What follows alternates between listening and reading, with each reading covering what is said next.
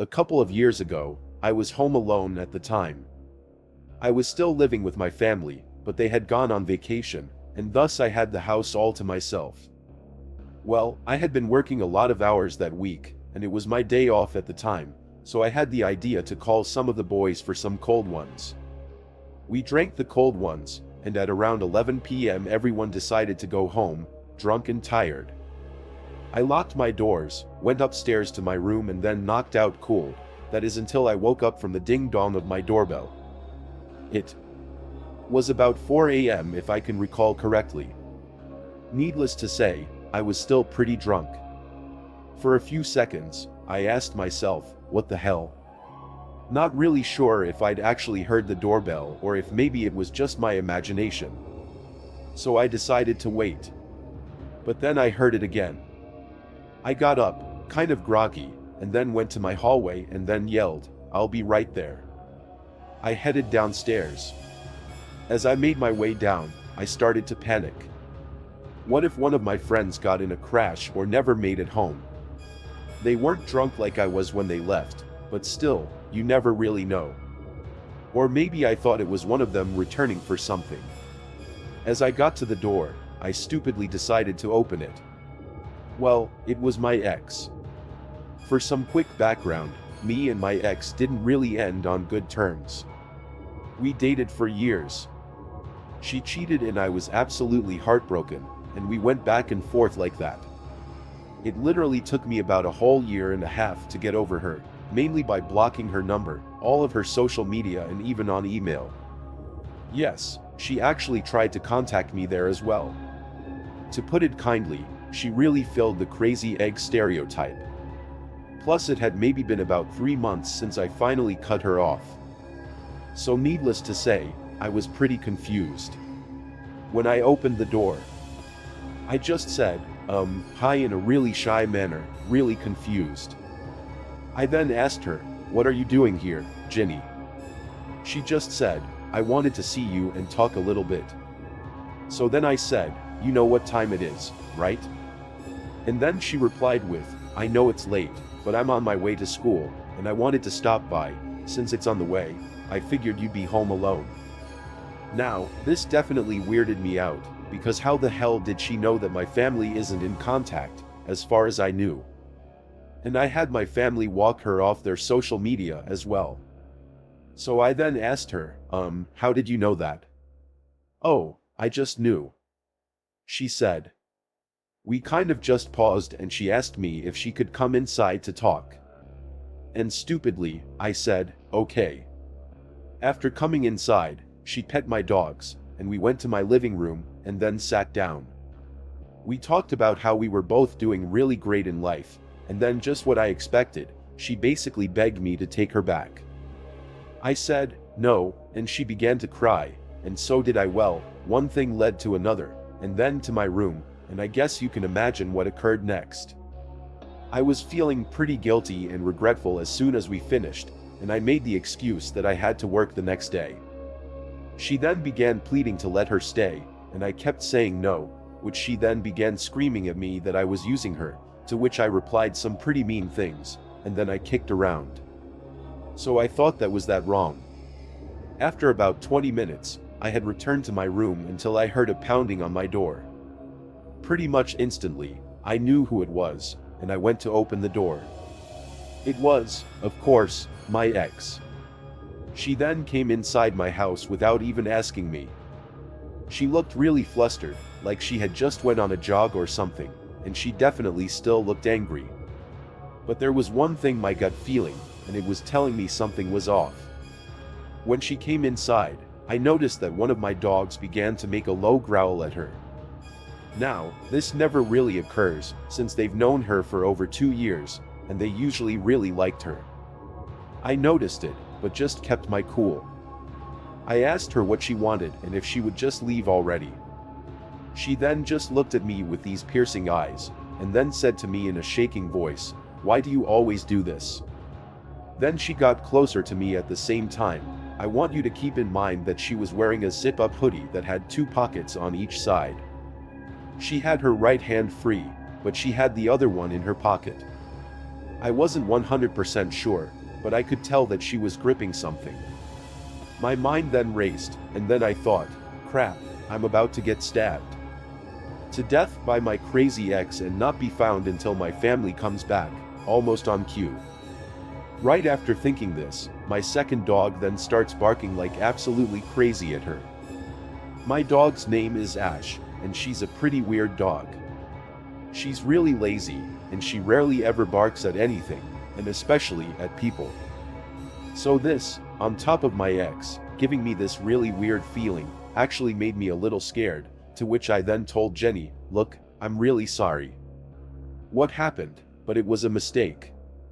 I really have to work, and you really need to leave already. This totally lit the fuse. She went totally ballistic, I'm talking, spitting in my face and strained red eyes while yelling at me. To be honest, I can't really remember what she had yelled about, but it probably wasn't good. And the entire time of a rant, she never once took her hand out of her pocket. She did finally calm down, though, and she pretty much just stood there inches away from my face, breathing really heavy and my dog still barking at her the entire time. The look on her face that she had is the one that you can tell someone wants to do or say something, but they're just holding back from doing what they really want to do by like a threat of mental power or something. Personally, I really didn't want to find out what was in her pocket or what she wanted to do to me, so really annoyed and very much worried after this verbal onslaught, I just simply told her, get the hell out of my house, or I'm calling the cops. Very angrily. She then paused, and then she said, you're gonna regret this. And then finally she left. I locked my door after that, went straight to my room and then looked out my window for the next few hours. Thankfully she didn't come back since that day. I haven't seen or talked to my ex. I'm not really sure if I was just being paranoid or if I really was about to regret letting her inside. Hopefully I won't ever have to see her again. I would like to make something abundantly clear in the beginning of this. I was very naive in my youth, again, very naive. While my ex was very emotionally, sexually, and mentally abusive, he was smart enough to never lay a hand on me physically. He used gaslighting, manipulation, and carefully hidden sadism to control me. For 8 years, I always forgave him for every slide against me, every instance of cruelty, every mental assault and every sexual attack as well. I always forgave him because I thought he loved me and that I was his property because we'd been together for a really long time, and I wore his promise ring. In my mind, I was dealing with a lot of actions that would eventually go away with age. I was 17 years old when I finally got the courage to leave him. Since then, though he's left me messages on my Facebook, my phone, my email, and he's even called me from texting apps as well. He always leaves the same message, I'm still here every month like clockwork, same time, same day, and same message. He's done this for 6 years, and I couldn't do anything about it. He wasn't breaking any wall, so I couldn't really report him, and no one really cared about it anyway, so I blocked each account and just continued on with my life. But then about 2 months ago, the messages then seemed to completely stop. And I think I know why. I had gotten engaged to another man the same day, they didn't message me for the last time, and I decided to post about it on Facebook, and then magically, out of nowhere, the message has just stopped. I'm guessing he stopped because I'm going to marry someone else and I'm no longer his property, at least in his mind. This is the only thing that makes sense to me, that he believes I belong to someone else now and not him. But I have a feeling I haven't seen the last of them, but I really hope that's not the case. I met a guy online back in August of last year. We immediately hit it off. I was reluctant to get in a relationship, though, as I had been cheated on a few months prior and lied to that entire relationship. Catching feelings for anyone again scared the hell out of me, but this guy was so sweet and nice that I just trusted him and was willing to risk it for him.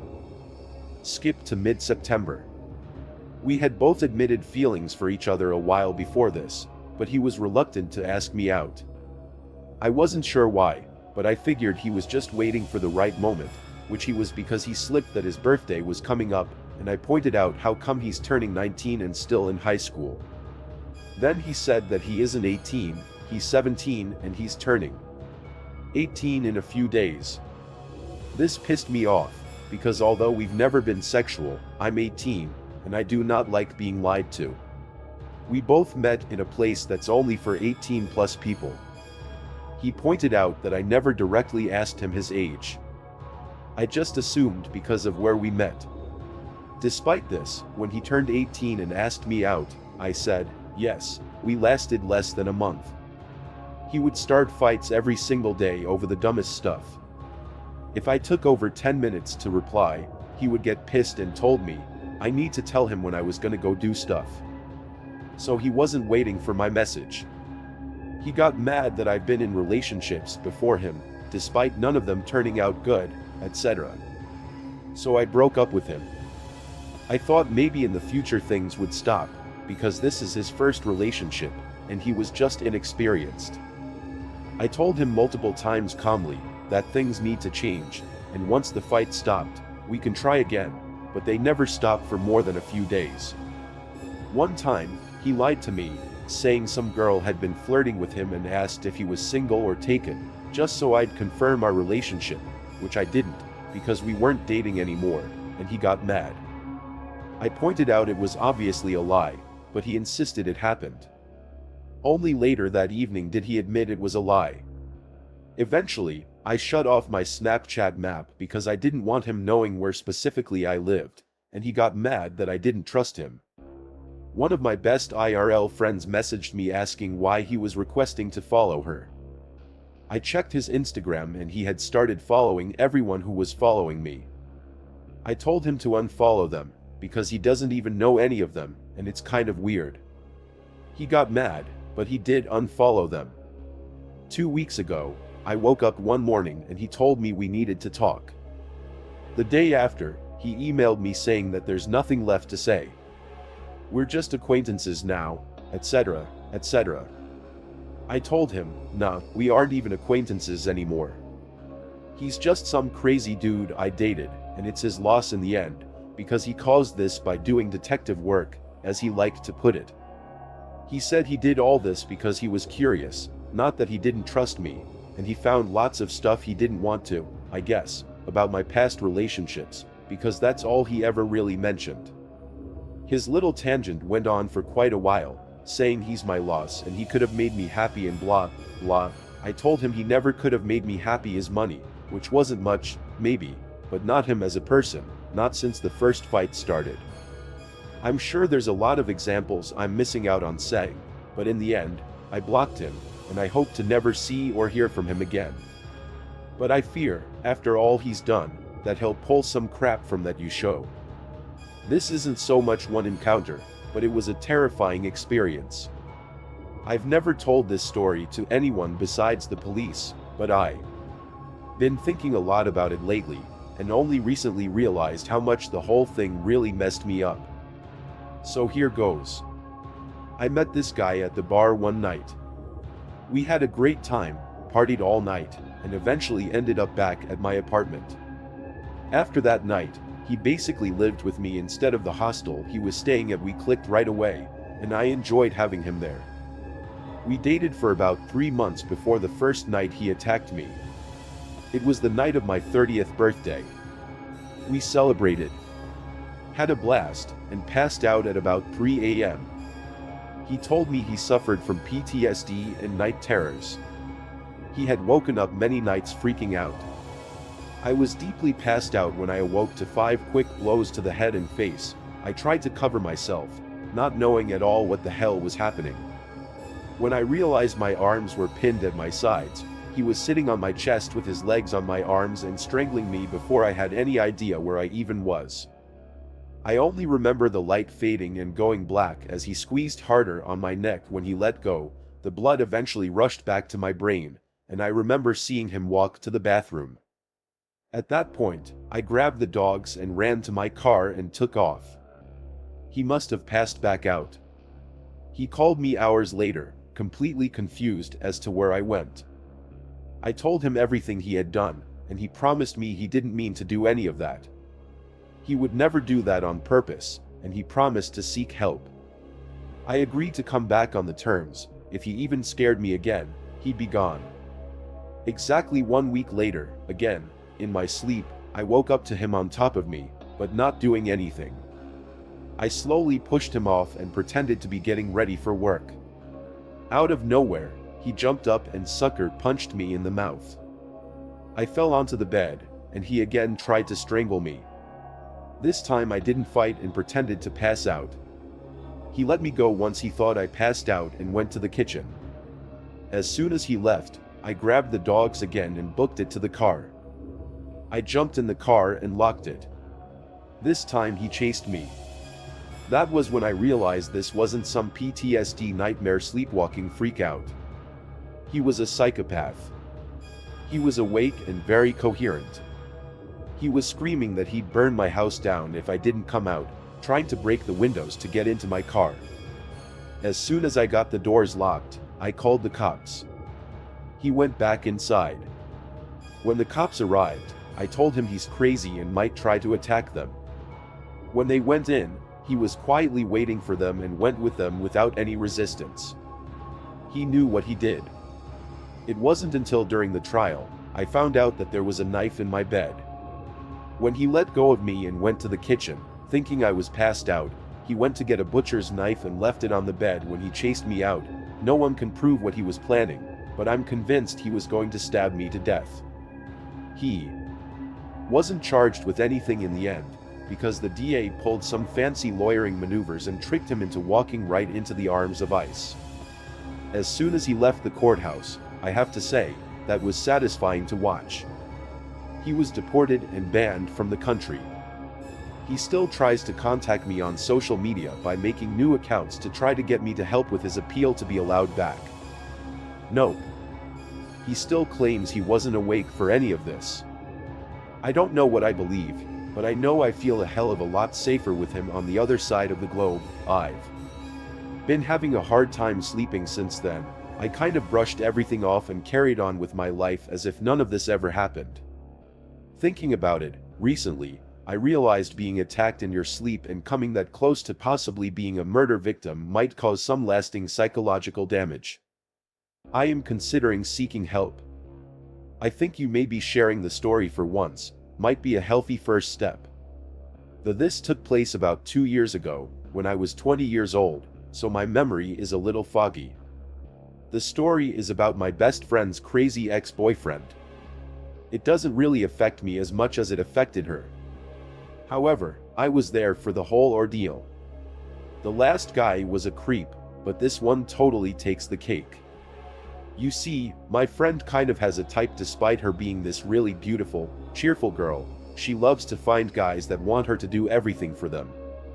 They want her to literally pay for everything and do everything for them. Periodically. Paying for groceries just to make it even now.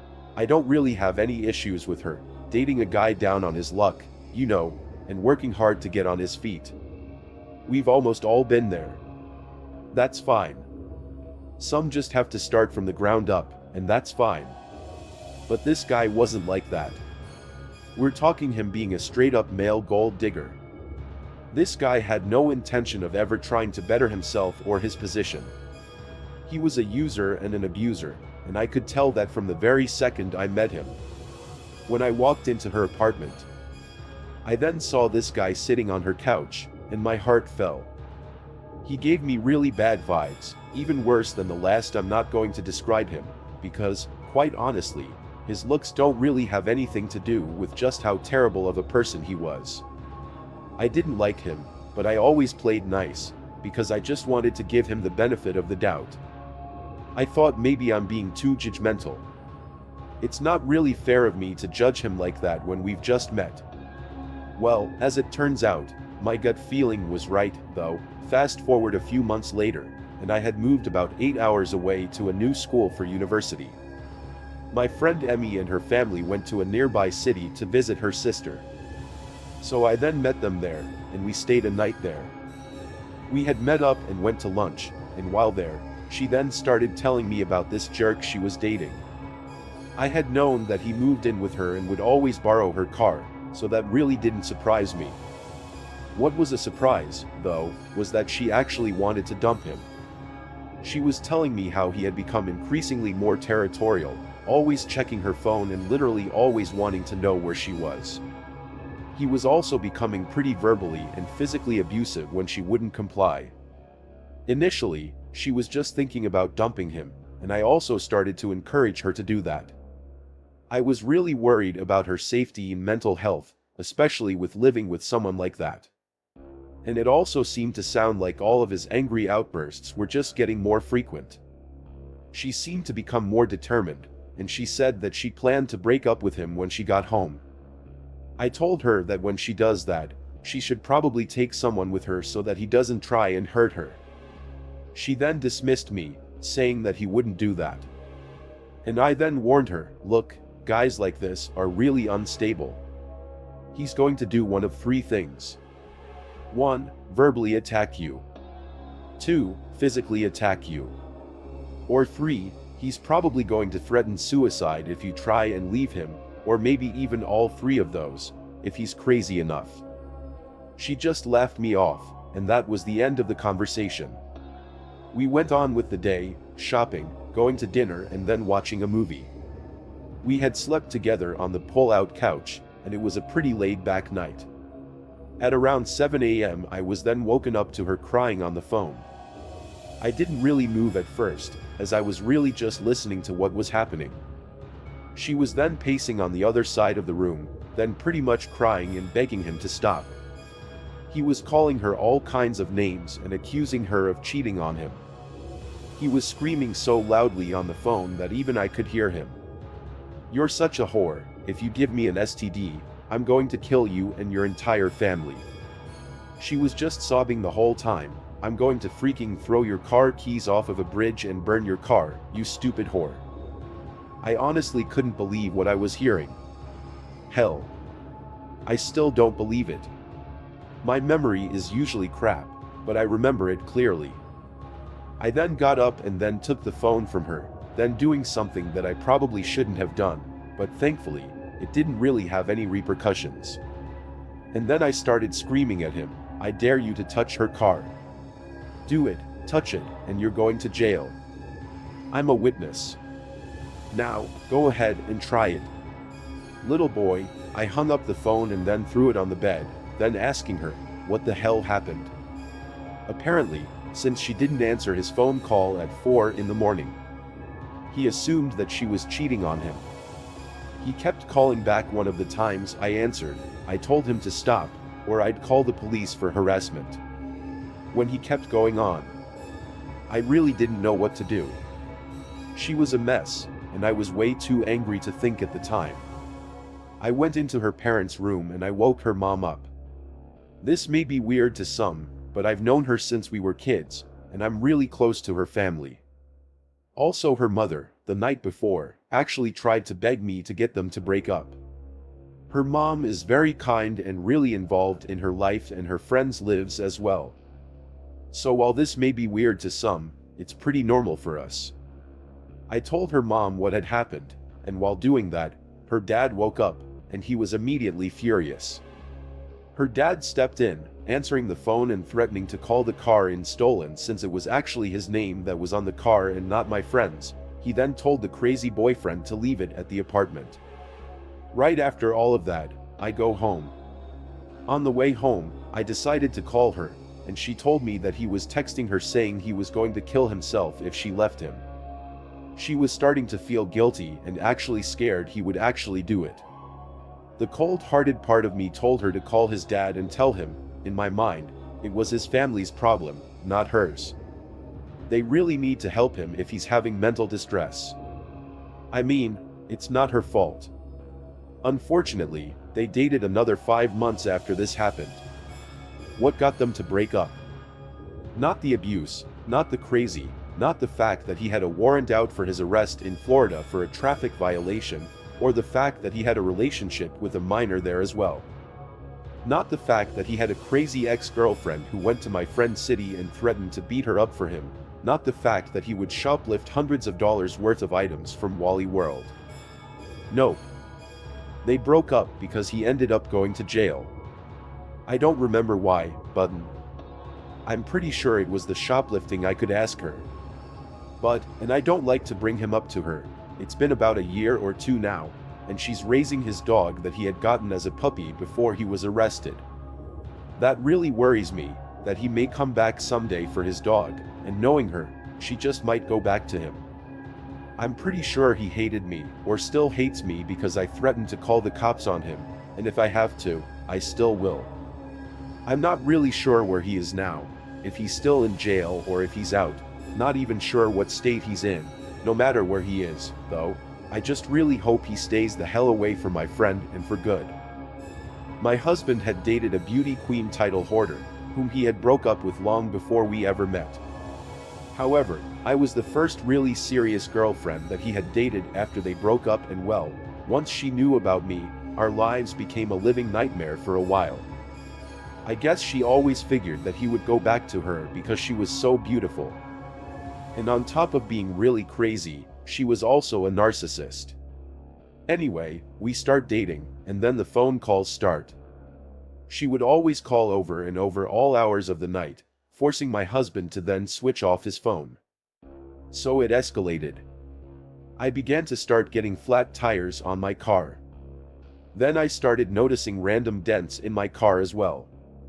I had no proof this was her, of course, but it seemed pretty coincidental. She then started calling and threatening my husband that if he doesn't give her money, she'll call the police and then report him that he used to abuse her. My husband was pretty worried because, well, he wasn't really guilty of doing any of this, but it would be her word against his, and his reputation would be pretty much ruined. One night she approached me at a party when I came out of the bathroom, but it was more like she ambushed me. "So where's your man, and you should keep an eye on your man?" She had slurred in her heavy accent. It was kind of intimidating, because she's over 6 feet tall, and I'm only 5'5", and she was in heels at the time, so she was literally about 6'5". No joke, she had totally towered over me. I pretty much just ignored her at this point and then walked away.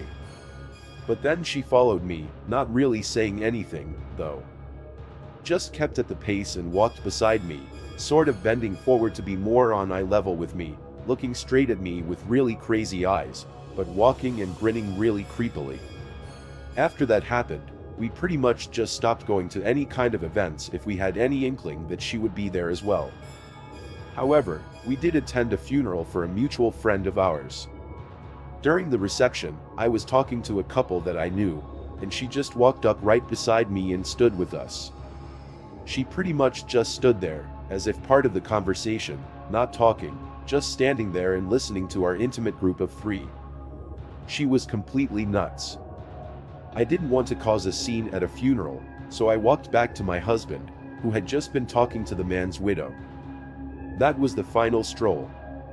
We got a warrior who sent her a cease and desist. It didn't even faze her. She would then call my husband from private numbers and then say, "Hi, it's me," in a sing-song voice like nothing even happened. 3 cease and desist letters later, and she was still calling. We were finally able to get a restraining order against her. I really used to be so intimidated by her. She was tall, blonde, and pretty statuesque. She was the epitome of a beauty queen. However, as I got to realize who she truly was, I began to realize that she was the ugliest person I had ever met, despite her outside appearance. Whenever I see a picture of her, all I see are her mean, cold eyes. I don't see any beauty in her whatsoever. I used to think that beauty pageants were so much more than skin deep, that contestants were judged for more than just their looks.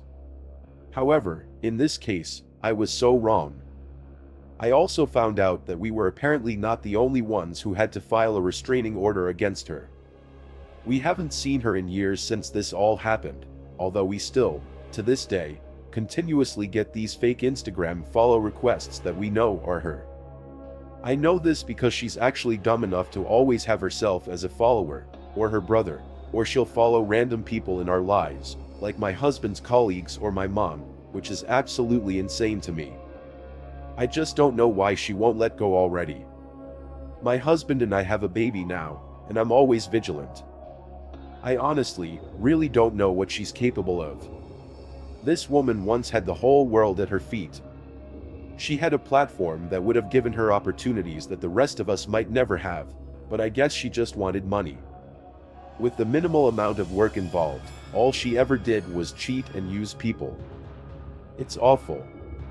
The last I heard, she became an escort, and she apparently lives in a shelter. Now, clearly there's some major mental issues at play here. But I mean, she was a terrible, selfish person long before that, so did the crazy beauty queen ex-girlfriend from hell.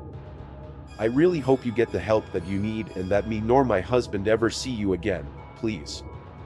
So I like to go walking in the cemetery near my house pretty much almost every day. This time, however, I decided I would go later than usual. It was about 7 p.m. and still pretty light out. I had my phone and pepper spray with me. As I was crossing the busy street, which stood between my neighborhood and the cemetery, there was a black SUV that slowed down next to me and then said the usual catcallage kind of stuff. Being that I usually get catcalled really often, I just ignored it and expected the SUV to just keep driving once I crossed into the cemetery. Well, once I was in the cemetery, the car made a U-turn and then proceeded to head right for me near the cemetery. My heart then sank. I knew that I couldn't go back to my house, because that would then entail me crossing this really busy street and potentially showing this guy where I live. As the car then drove right into the cemetery, I went and walked to one of the plots so that I could hide myself. I basically just crouched down right behind a tombstone and then prayed that he couldn't see me. The car began to slow down to a crawl, and was slowly driving around, just looking for me.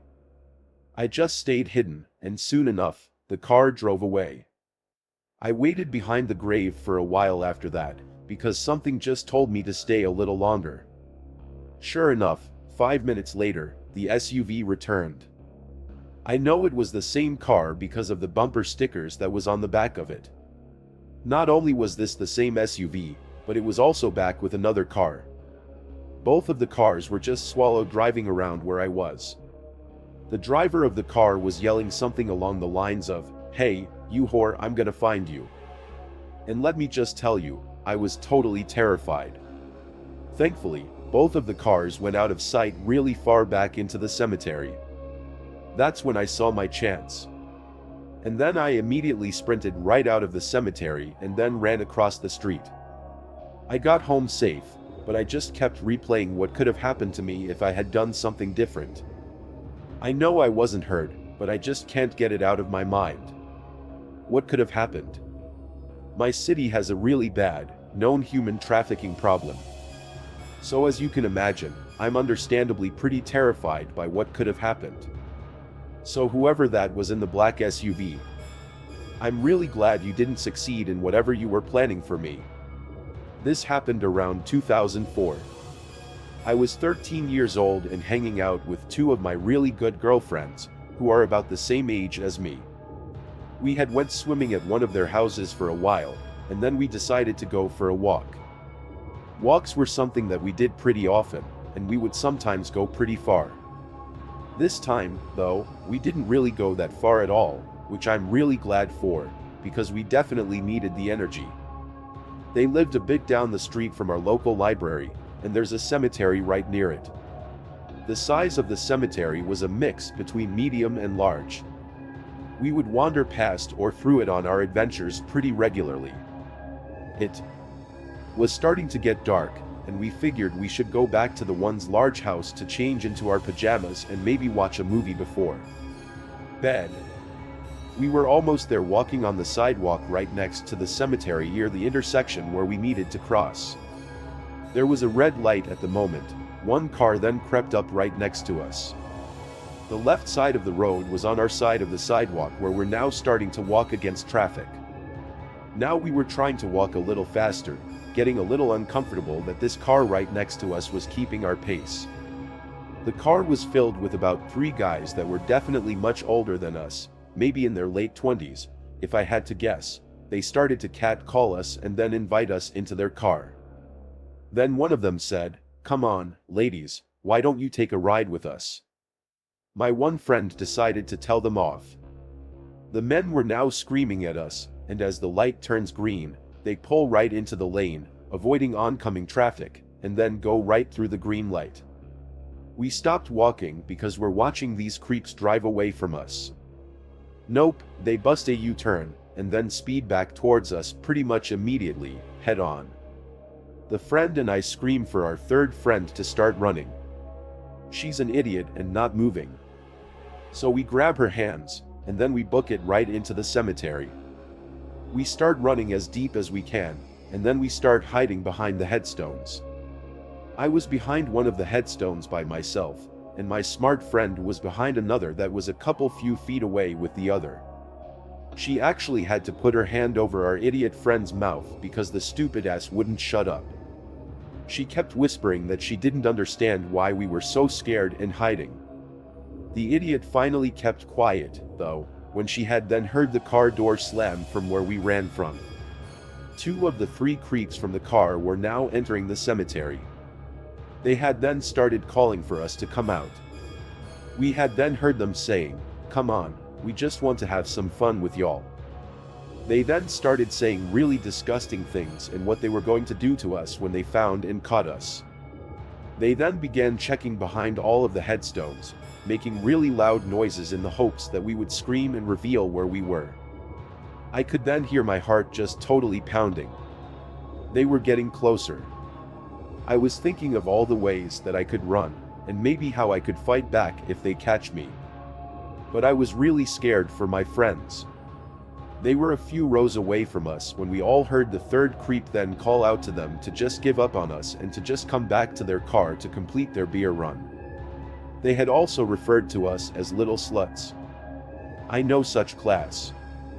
Once they finally walked towards where they came from for a couple of rows, us 3 little sluts then ran out of the other end of the cemetery.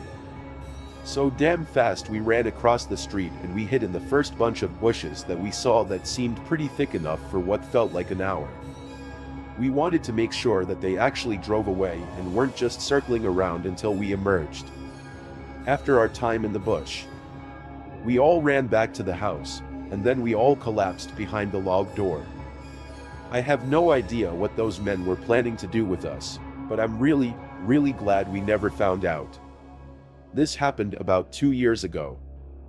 First of all, I want to start by talking about the cemetery and the area around it. The cemetery is visually really stunning.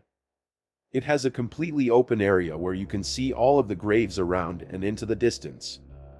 There's a spooky maze-like section with nature overwhelming the gravestones, with the overgrown plants everywhere.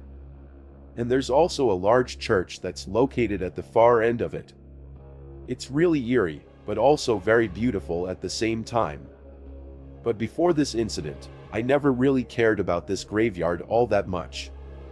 I walked past it when having to go to meet my friends, or when I took a shortcut to get home, and recently to get to college. The cemetery was next to some of the very spooky alleyways and a council estate, so you always had to watch your back whenever you walked through this place, mainly due to the constant rumors of drug dealers, muggers, and all sorts roaming that area at night.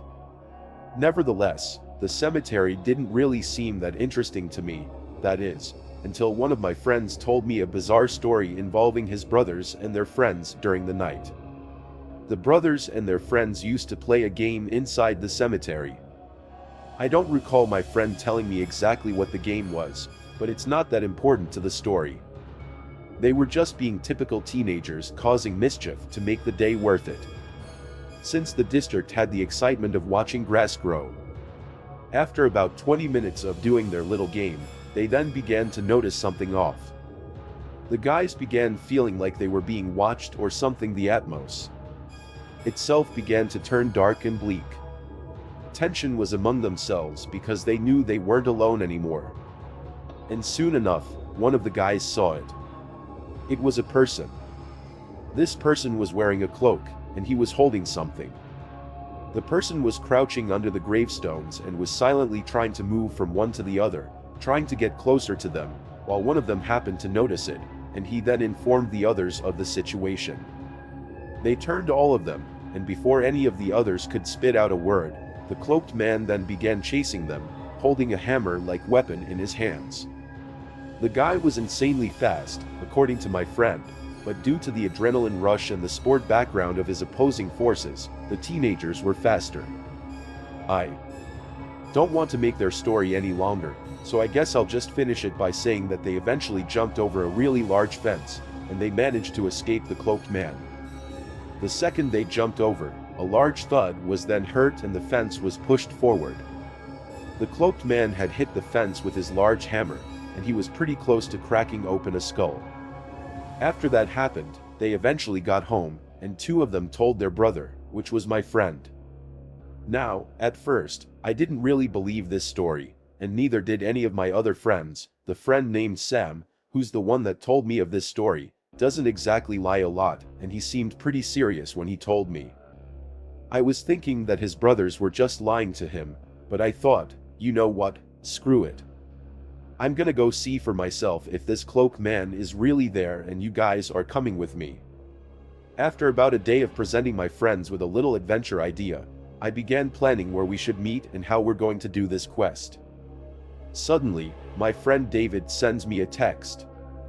He had already went looking for the cloaked man the night before with his friends. His encounter with the cloaked man was a little less than frantic than the other confrontation, but this time a lot more outlandish. David had went with two other people when they began to get deep into the cemetery's entrance. One of the guys immediately then shouted, "Hey, no face." Dave tried to tell him to shut up, but he just wouldn't stop. The group then carried on through the pathway, surrounded by dead people, until they reached a shed. It was large. David and the others hid behind a bush, and then they saw him. The cloaked man was inside the shed. He was examining his weapons. Apparently, a large hammer, a rusty-looking wrench and a really decaying machete. Eventually, he stopped and went out of his shed and entered the church. Unexpectedly, the church bell was heard loudly. The guys watching don't really know what the hell's going on, but the bell is ringing for a pretty good minute. The bell is, strangely enough, ringing in some weird kind of pattern. Dave tells the others to get up and go back to another spot. They hide behind a bench, this time, being further away from the strange church. Then the cloaked man comes out of it, looking concerned and ready to attack them.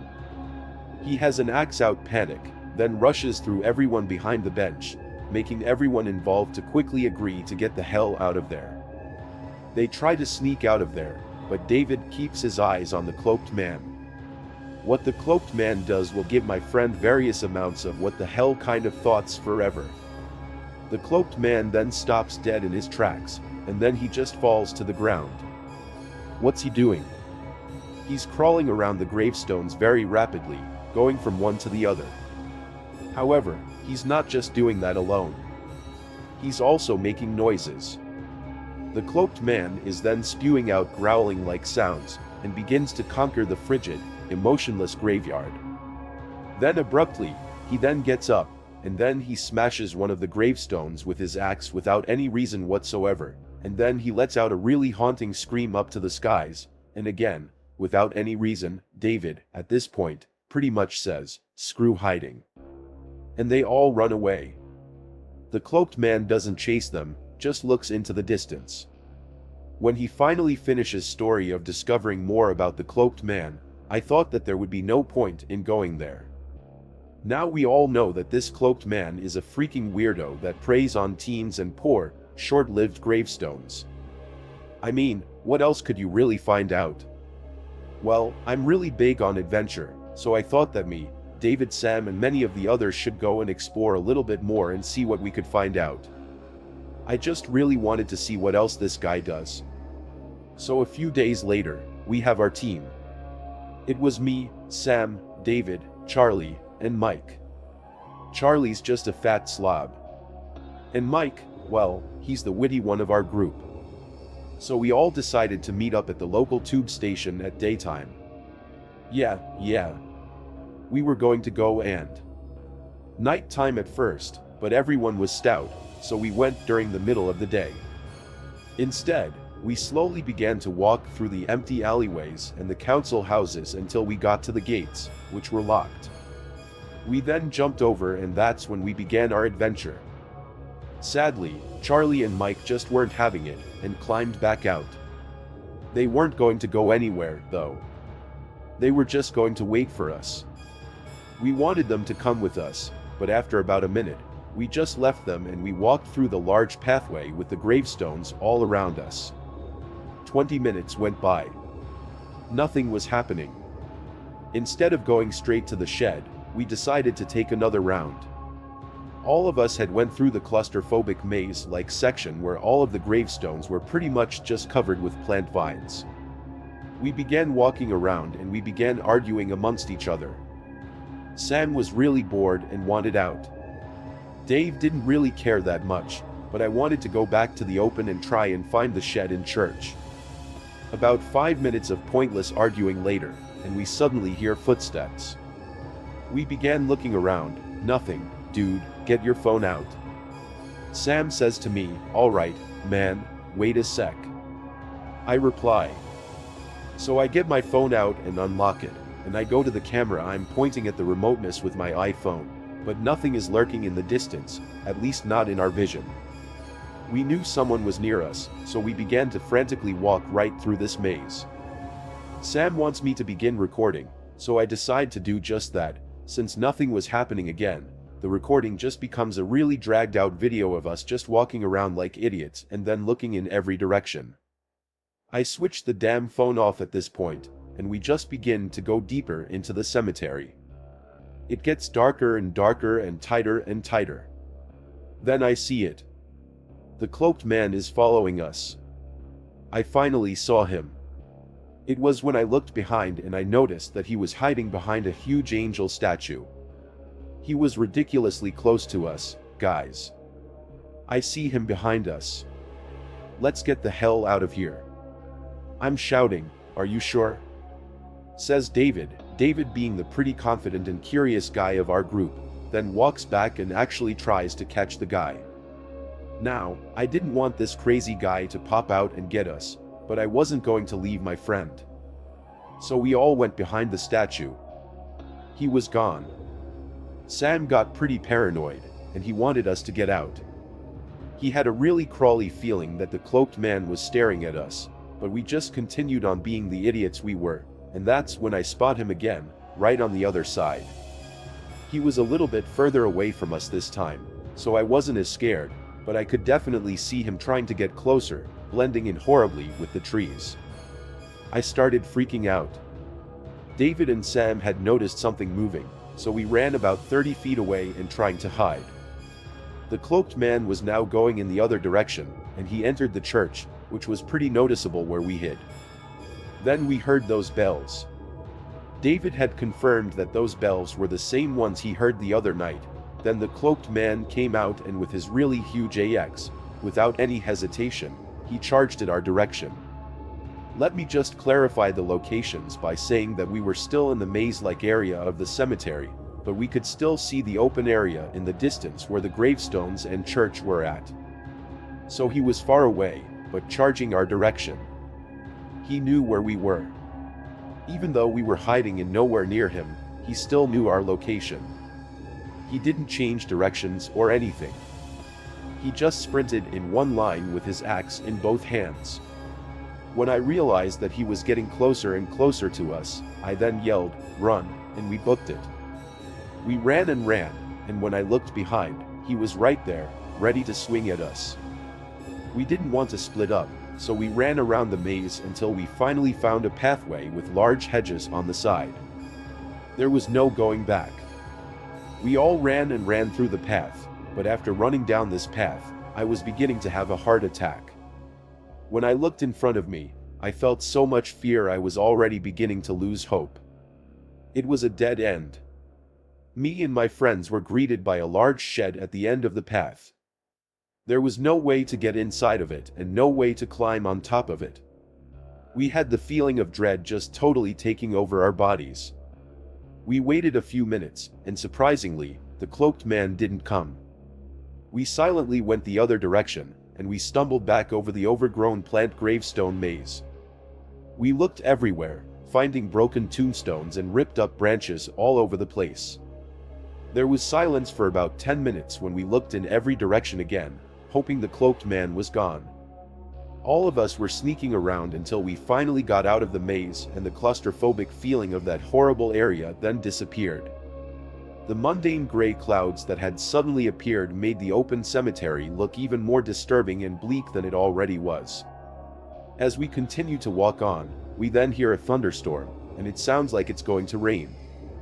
We try and jog out of there, when we then look and then see something sticking out. Holy crap, we see the cloaked man right in the distance with his hood off, standing right on top of a gravestone. His face was visible, but not exactly for some weird reason. He was wearing some kind of cliché Halloween mask. We then stare at him for about 20 seconds before he then goes down. And then he begins crawling again, crawling right in our direction. Screw that. We ran and ran until we jumped over the fence. What? Charlie and Mike weren't there. The bastards must have got bored and left us.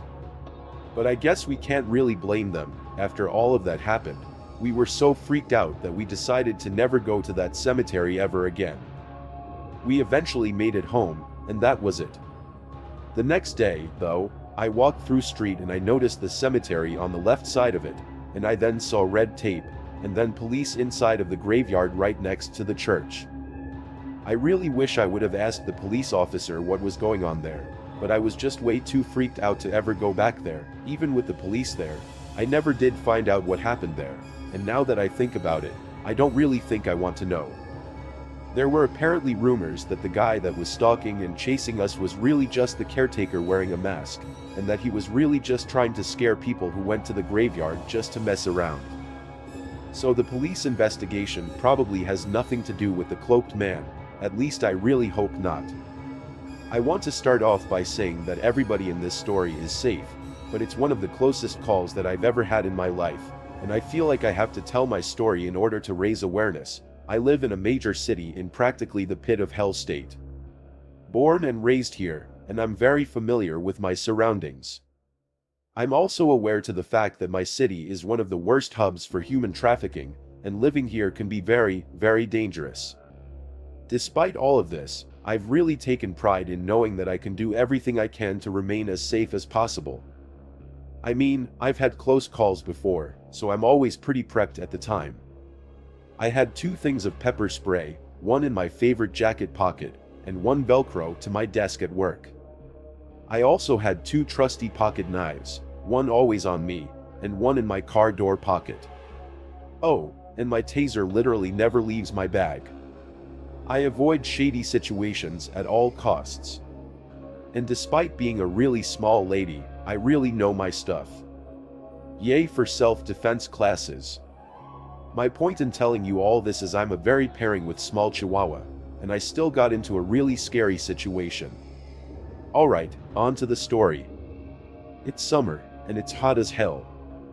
I've got a day with my favorite gal pal, and I swing by her place to pick her up. She tells me that first she has to go to a job interview, and I agree to go with her. No big deal. She's a really sweet, tiny thing from a small town in the Midwest, and she's pretty new to the city life, as well as to all the wild things that can happen here.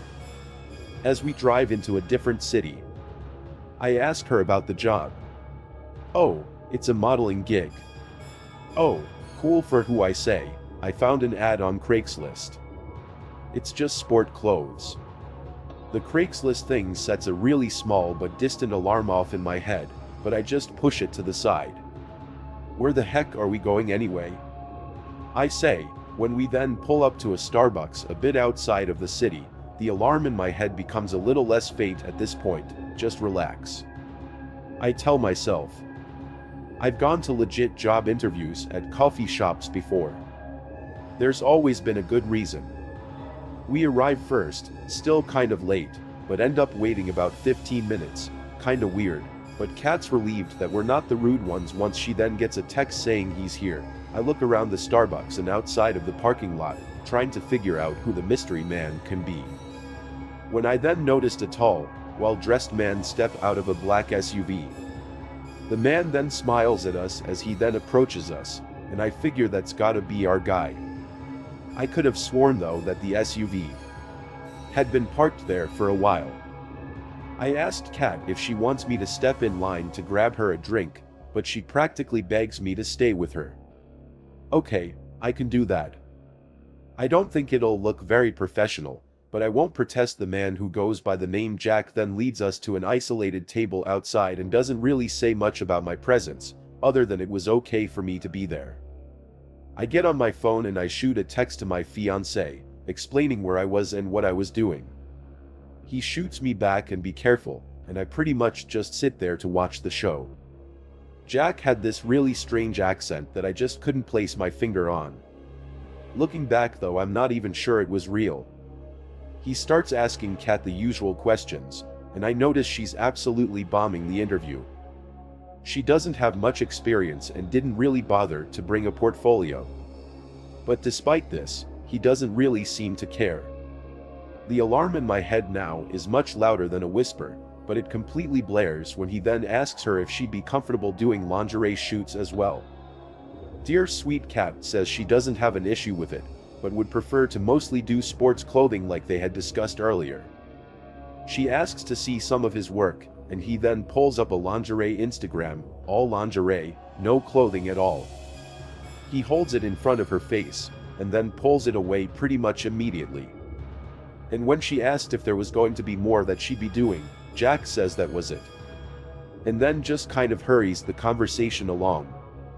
He says that we need to leave right now to go to his studio, at a place that he briefly mentioned the name of, to sign papers and get everything squared away. It has to be done today. He's not working tomorrow, and his co-workers won't do it right. I absolutely hate everything about this, and I'm trying to glare some sense into her, but nothing is getting through. Kat then agrees, and he then turns his attention to me. So do you want in on this, too? I immediately know that nothing about this is professional. I then look down at my beat-up docs, my green cargo pants and a shirt that has flames on it and a slightly edgy logo, and I really can't help but scoff. That's not really my thing. I'm just the ride. I say.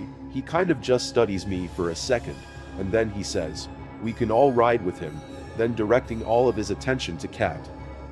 No, I don't leave my car here. We'll follow you. He looks kind of offended that I butted in. But then he asked where we parked, right in front of the store. I got it. I said. I pull Kat to the Jeep to make sure we walk behind him as soon as we get into the car, hide and lock the doors and just try and keep from freaking out. We're not going. This doesn't feel right. What about the lingerie? I say. Literally everything. I say. She has an excuse for it. We pull out of the parking lot and I follow Jack's SUV, but the whole time, I'm just trying to figure out how to get the hell out of this. CAD doesn't like lingerie, but this could be a door for her, and she desperately needs the money. I mean, what if it is legit? Though he was alone. Anyways, you have your knife and pepper spray, right? She asked. Of course I do, but I'm 5'2" to this man, 6'3", and Jack could very much have friends.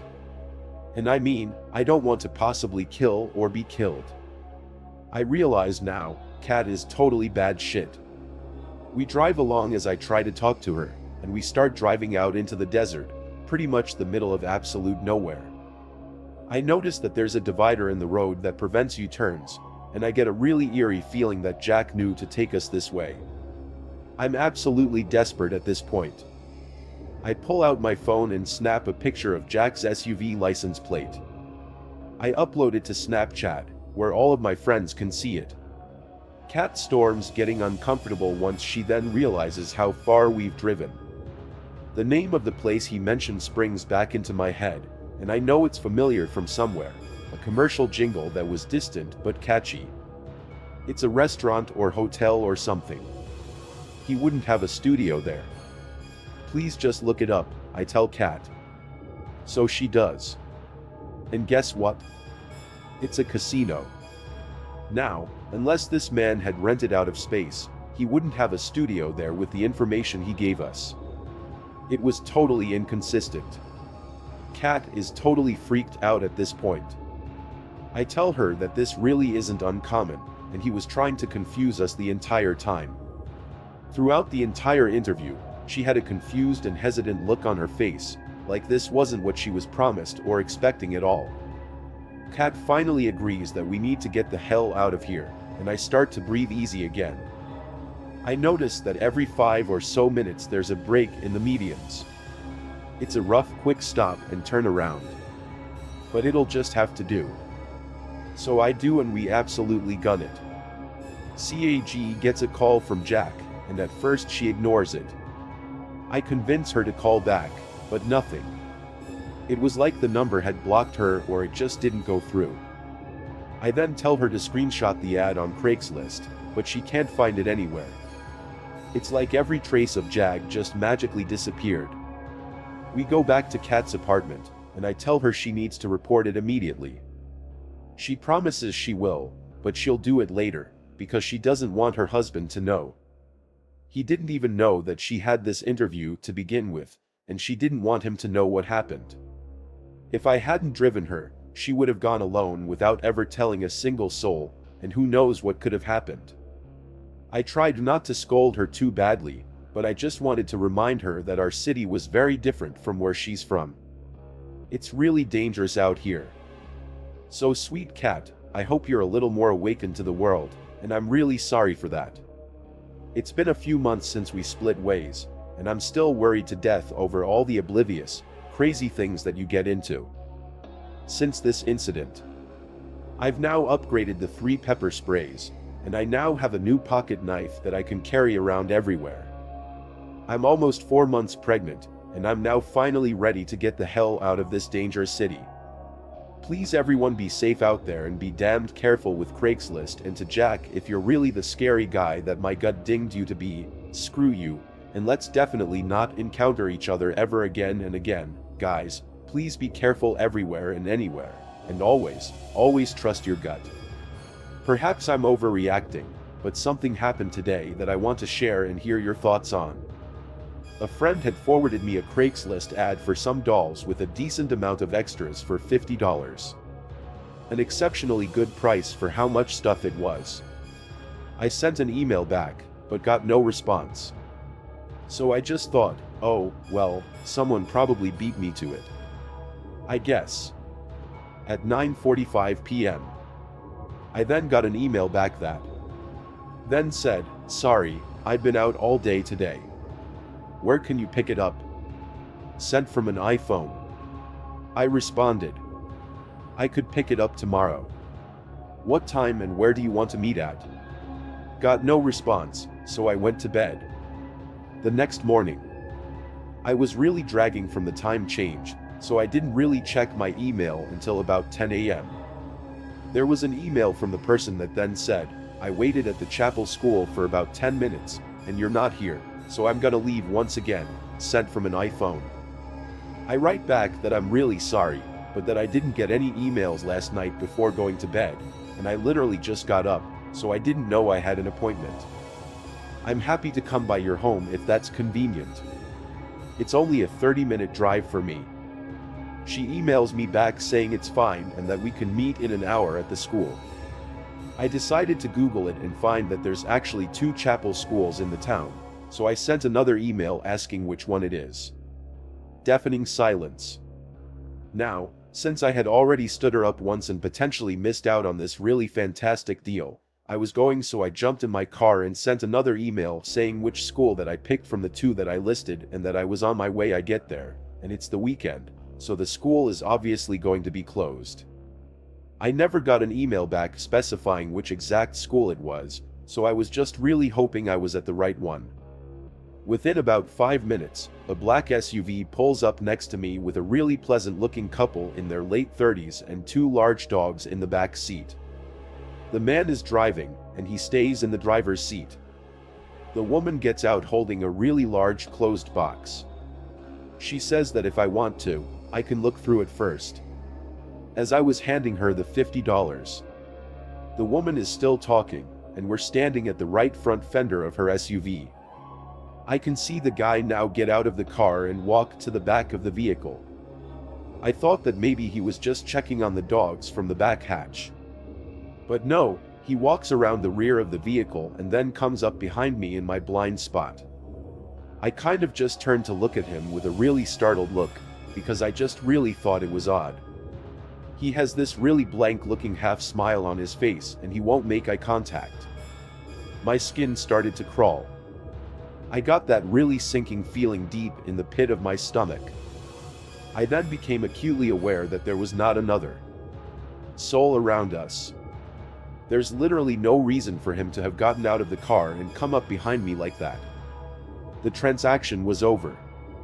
They had effectively trapped me right between the two vehicles.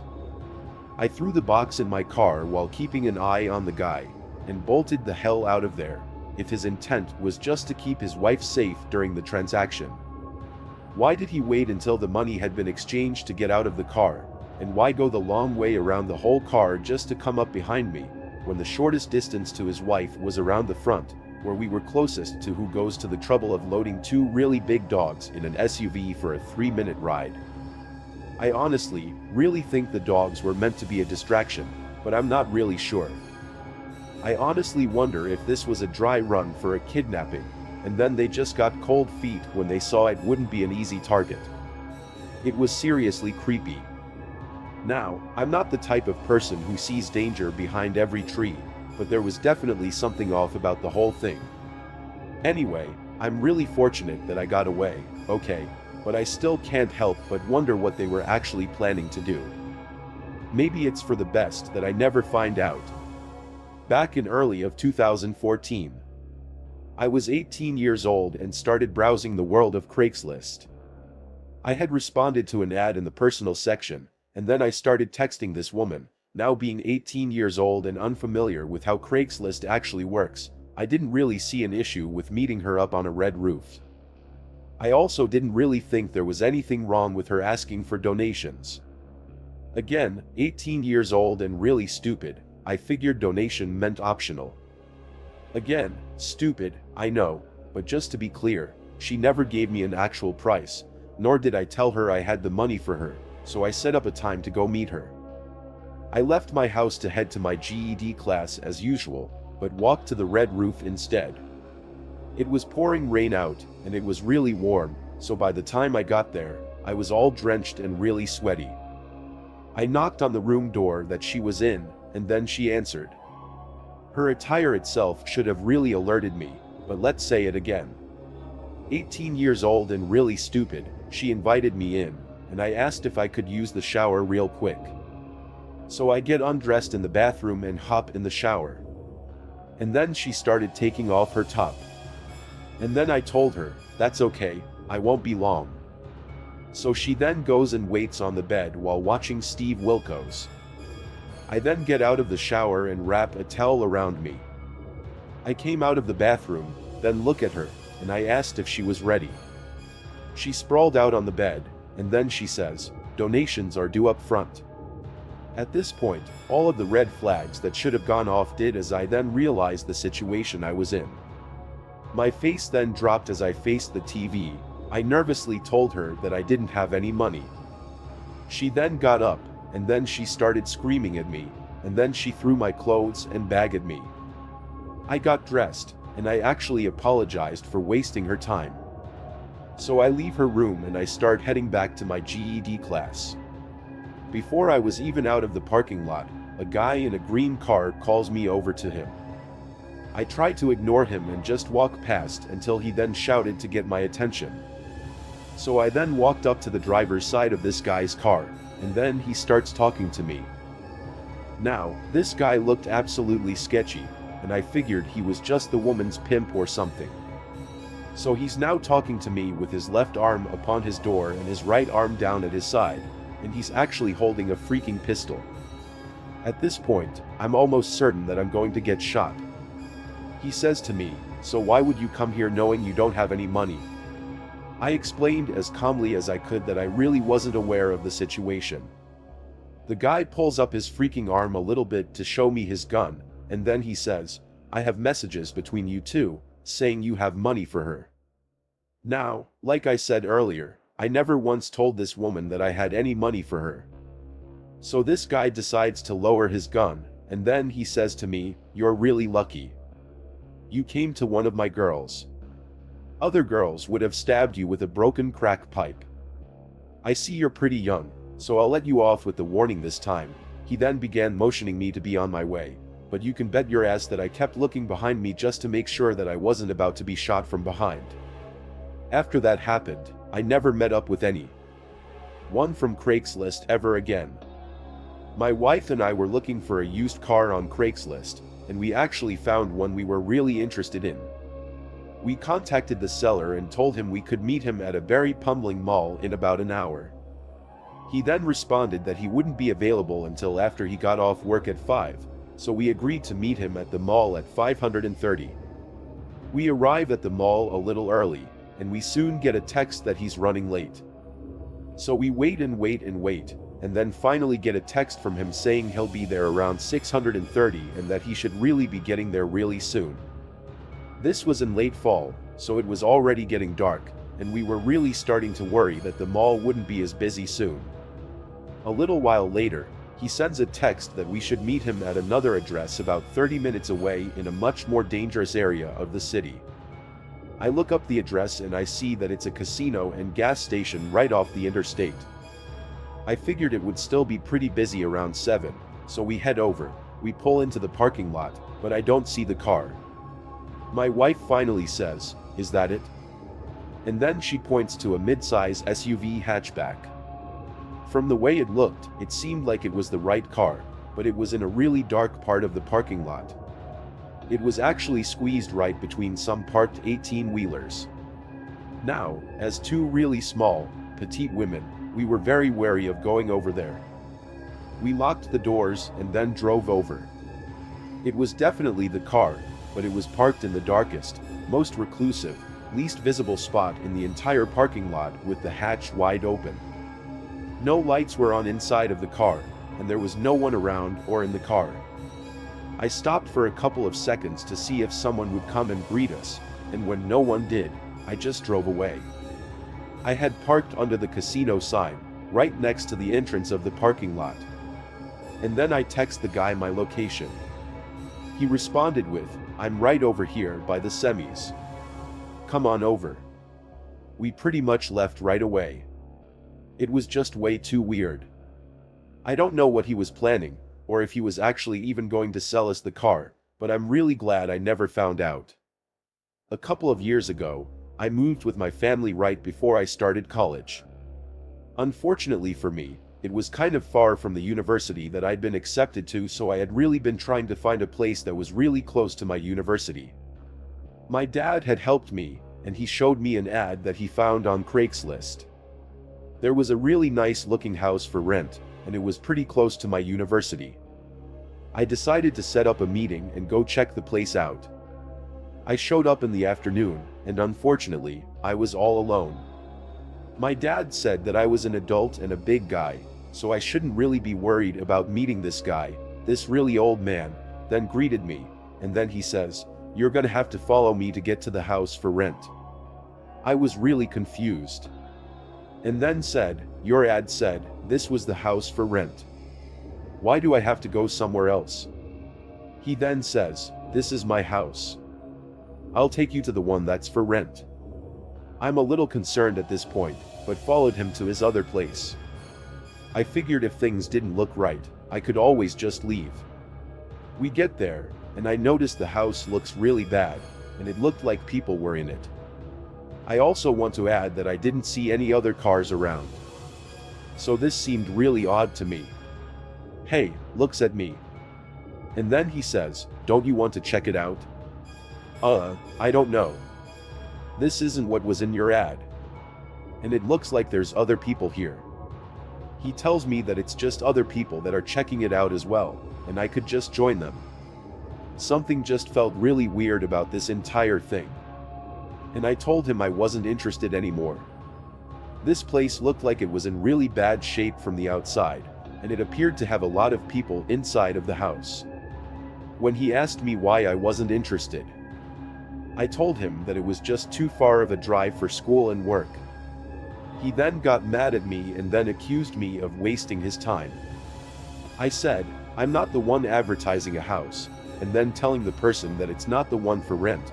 He began to nervously glance towards the house, and he asked if I was sure that I didn't want to check it out. I told him no, and then left. Thankfully, he never contacted me again after that. I'm not really sure what his intentions were, but something just felt really wrong.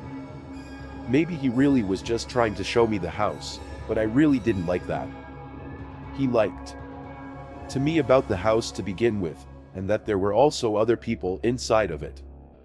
I'm really not sure what was going on there, but I didn't really want to find out. I also really didn't like how he kept looking at the house when he was asking me if I was sure that I didn't want to check it out. It seemed really bizarre to me how he went from being mad at me to getting kind of desperate for me to go inside of it. I don't know, the whole thing was just really weird. Technically, this isn't my own story. It's my mother's, but I am slightly involved in it. This happened when I was around 3, possibly 4. Since it was in the summer, my parents and I had just moved into a new house in a really safe neighborhood in order to raise me. Basically, they were looking for new 60s themed furniture for our new house. So my mother went to Craigslist to try and find some. She eventually reached out to a man that was selling an older couch. She had just taken me out of preschool before going to his house, so I was in the car with her. Now, my mother is generally a very intelligent woman. Although I will admit, her being a first-time mother, this really wasn't the best idea. She had left me in the car because she didn't think it would take too long. The man was standing outside of the house, and according to her, he seemed like a completely average guy, probably in his late 40s. He claimed that the couch was in his basement and they would have to go down there in order to get it. Apparently, the couch that he showed her was completely different than the one placed in the ad. So she then turned around to ask him about it. He was sweating out of his mind, and he then started asking her a bunch of really creepy questions. Are you a virgin? How old are you? Are you married?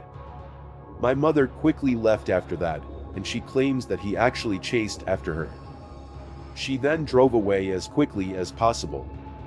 To this day, my mom actually believes that he was going to hit her over the head and then try and sell her or something. I don't know for sure, but it's definitely a pretty creepy story, nonetheless. This happened a few years ago, but it still really bugs me to this day. I had just graduated high school, and as a broke soon-to-be college student, I needed some extra cash, so I then took to selling all of my prom dresses on Craigslist. I received a phone call from someone who took interest in one of my dresses. So of course, I answered it. Hello. I was calling about the boy dress that you posted on Craigslist. I was a little surprised at the fact that it was a raspy man's voice saying this, but I didn't really think too much of it. I had told him the size and the price of it, nothing too crazy. He said that he and his mother were going on a cruise soon, and that they really needed fancy cocktail attire for an event on the cruise, which isn't that uncommon. So he was calling about the dress for his mother. Then he started asking questions, which at first I wasn't too concerned with, because if I were buying something that pricey, I probably would too. Here's a list of the questions that he had asked me in order and then my responses. What size is the dress? It's about an 8, but it fits more like a 6. How does it fit? You know, up top. Normally I bought it in my size, so I mean, it fits me like it normally would. What size bra do you wear?